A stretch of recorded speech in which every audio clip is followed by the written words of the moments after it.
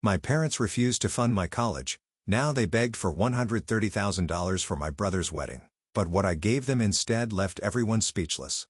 My parents refused to fund my college. Now they begged for $130,000 for my brother's wedding. But what I gave them instead left everyone speechless.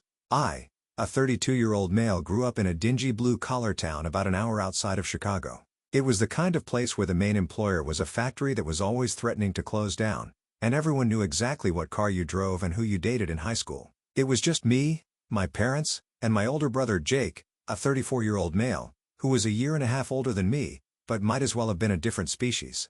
According to my parents, we lived in a rundown split-level house that my dad, a 58-year-old male, was always promising to renovate, but never did. The carpet was a gross beige color from the 1980s, and the kitchen had these hideous yellow countertops that Mom swore would come back in style. Dad worked as a shift manager at the local manufacturing plant, the same place his father had worked before him. Meanwhile, Mom, a 56-year-old female, ran a sad little craft store downtown that barely broke even, but gave her something to brag about at church. "I'm a small business owner," she'd say, as if selling yarn and scrapbooking supplies made her Elon Musk.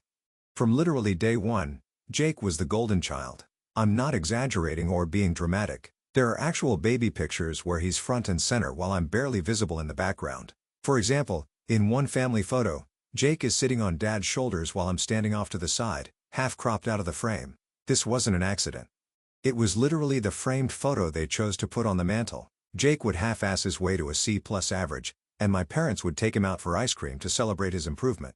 Meanwhile, I'd bring home straight A's, and my dad would just grunt and ask if I'd mowed the lawn yet. "School comes easy to you," he'd say, as if that somehow made my achievements less impressive. "Jake has to work for it." Yeah, he had to work for it because he spent more time playing video games than studying. But apparently, that made him the hard worker. Make it make sense. I still remember standing in our dingy living room, clutching my regional math competition trophy while my parents were losing their minds over Jake making the football team as a third-string linebacker. "Jake, honey, this is fantastic. You're going to be the star of the team. You're just so athletic." My mom was practically having a stroke from excitement. Nobody even glanced my way despite the fact that I was literally the first student from our school to ever win that competition.